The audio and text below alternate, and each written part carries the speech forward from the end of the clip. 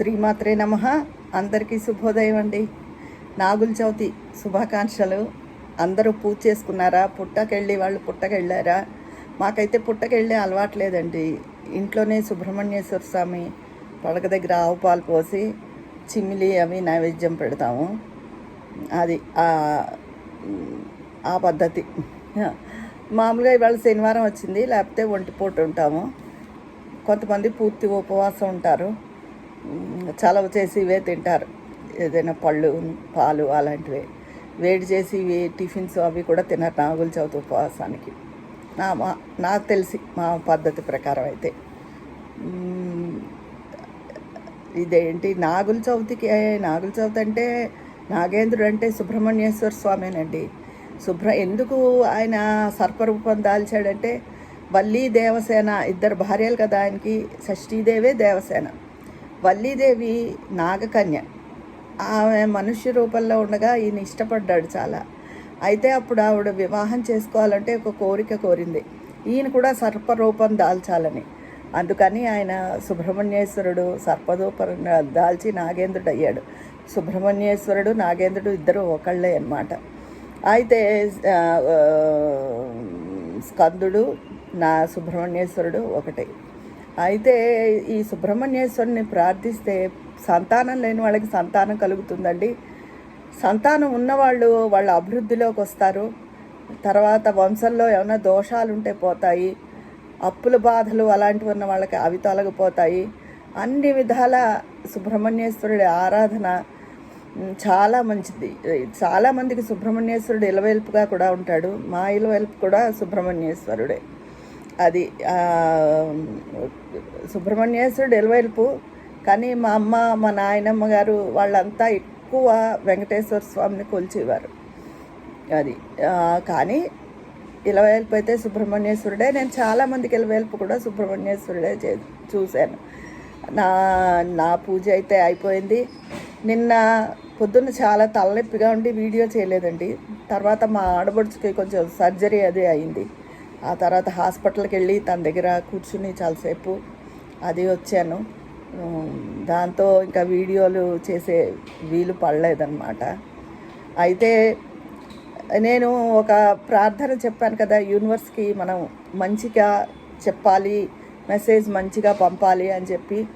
అయితే నాకు ఒక చిన్న మార్పు అయితే కనిపించిందండి. 4 రోజుల నుంచి చేస్తున్నాం కదా.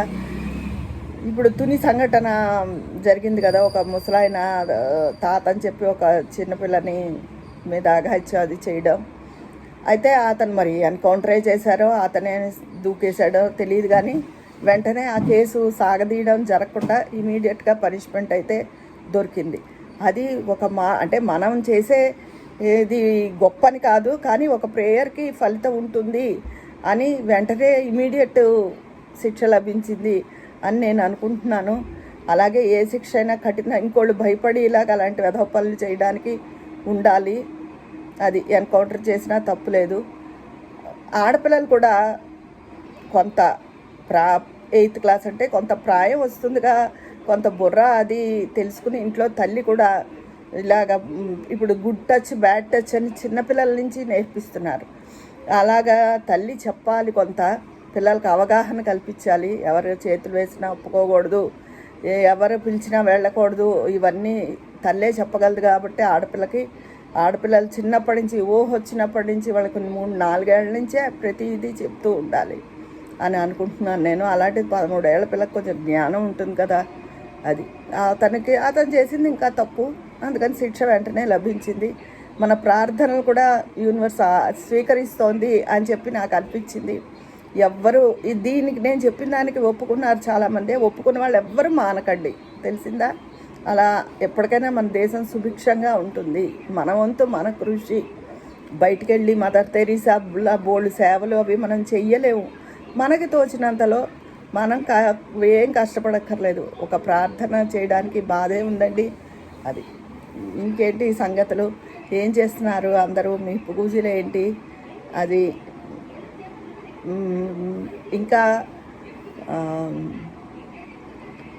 ఏ విషయమైనా ఓర్పు ఉండాలి ఆడవాళ్ళకి అని మొన్న చెప్పాను కదా నేను. అదేదో నా స్వవిషయంగా నేను చెప్పలేదు, కానీ ఆడవాళ్ళకి అంటే మన జనరేషన్ వరకు ఆడవాళ్ళకి ఇప్పటి పిల్లలు కాదు నేను చెప్పింది. ప్రతి విషయంలోనూ ఓర్పుతోనే లాగించుకొచ్చాం మనం. ఆ ఓర్పులోనే కుటుంబ గౌరవం అంతా ఇమిడి ఉంది మన స్త్రీల ఓర్పులోనే అన్న ఉద్దేశంతో చెప్పాను. ఏ విషయంనైనా పెద్దవాళ్ళని చూడడమైనా ఏదైనా తప్పించుకోవడం ఒక నిమిషం స్వార్థపూర్తికంగా ఆలోచిస్తే తీసుకెళ్ళి ఆశ్రమాల్లో చేర్చి అలా చేసినా మనల్ని ఎవరు మొహం మీద క్వశ్చన్ చేయరు, చాటును అనుకుంటారు. కానీ ఒక ఇది ఉంటుంది కదా మనకి, అయ్యో మనని పెంచి పెద్ద చేశారు, మనం చిన్నప్పుడు విసిగించి ఉంటాము, వృద్ధాప్యంలో వాళ్ళు మనని విసిగిస్తూ ఉంటారు అని ఉంటుంది. కానీ ఒక్కొక్కసారి తట్టుకోలేని స్థితి వస్తుంది. మనం కూడా వయసు వస్తుంది, బీపీలు షుగర్లు ఉంటున్నాయి ఇప్పుడు అందరికీ 40 ఏళ్ళు వచ్చినప్పటి నుంచి. వాటికి వాడే మందుల ప్రభావం ఇవన్నీ కూడా మన మీద కొంత ఎఫెక్ట్ చూపిస్తాయి కదా. అందుకని ఒక రకమైన ఫ్రస్ట్రేషన్ వస్తుంది. అది ఎవరికైనా వస్తుంది, అయినా ఓర్పుగా ఉండాలి మనం. ఫ్రస్ట్రేషన్ వచ్చినా కూడా మనం ఓర్పుగా ఉండాలి. అందుకని చెప్పి నేను చేశాను ఆ వీడియో. అది నా ఒక్కరి సమస్య అని కాదు, మనందరం కూడా ఓర్పుగా ఉండాలి అని చెప్పి.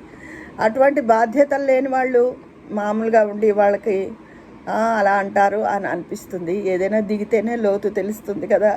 ఏదైనా పడ్డవాడికే దాని కష్టం సుఖం తెలుస్తాయి. తప్పించుకునేవాడు ఎప్పుడూ వాడు సుఖవంతుడే. కానీ అలా ఉండలేం కదా స్వార్థంగా ఏ విషయంలోనైనా స్వార్థం లేని వాళ్ళకే బాధను చెడ్డను అంటుతూ ఉంటుంది. ఏవి పట్టించుకొని వాళ్ళు సుఖవంతంగానే ఉంటారు. కొంతమందికి అసలు పూచీలేరు. అప్పుడు ఏదో అత్తలేని కోడలు ఉత్తమురాలు అన్నట్టు ఉంటుంది, కోడలు లేని అత్త గుణవంతురాలు అన్నట్టు. అన్ని బంధాలు ఉంటేనే ఎవరేంటి అన్నది తెలుస్తుంది. అయినా ఇవన్నీ కాదు, ప్రతి స్టేజ్లోనూ ఆడవాళ్ళు చిన్నపిల్లల విషయంలో అయినా భర్త విషయంలో అయినా అన్ని విషయాల్లోనూ ఎక్కువ ఓర్పు వహించవలసి వస్తుంది అన్నది నా ఉద్దేశం. అది ఇంకేంటండి, నేను ఈరోజు వంట అయితే ఆనపకాయ పప్పు చేస్తున్నాను కందిపప్పుతో. దొండకాయలు మొన్న చాలా దొండకాయలు ఎక్కువ కొనేసాం, కేజీ దొండకాయలు ఎందుకో లేతగానే ఉన్నాయి. వాటితో కూర అయినా ఫ్రై అయినా ఏదైనా చేస్తాము. ఉల్లిపాయ అది తినాం కదా. అయితే కార్తీక మాసం అంతా కూడా ఉల్లిపాయ తినకూడదు అంటారు. మాకైతే ఇంట్లో అంత కుదరదు అంటే సోమవారాలు తినాం, పైలా నాగుల చవితి పర్వదినాల్లో తినాం, ఏకాదశి నాడు పౌర్ణమి నాడు తినాం. అలా ఉత్తప్పుడు మధ్యలో ఏదో టిఫిన్లోనో దేంట్లోనో వేయవలసి వస్తుంది. అందుకని అలా తింటాం. మొత్తం నెల అంతా మానేస్తామని మాత్రం నేను చెప్పలేను, అబద్ధం. నిజమైతే ఇంతే. సోమవారాలు పౌర్ణమి ఏకాదశి తిథులందు ఇలా క్షీరాద్వాదశి నాగుల చవితి ఇలా పర్వదినాల్లో మాత్రం తినాం. అది విషయం అండి. ఇంకేంటి మీ అందరి అభిప్రాయం కూడా నేను చెప్పిన విషయాల మీద కామెంట్ రూపంలో తెలియజేసేయండి. మీ పూజా విశేషాలు అన్నీను అక్కడ మాట్లాడుకుందామా మరి. ఉంటాను. మీ స్నేహితురాలు విజయ పన్నాల.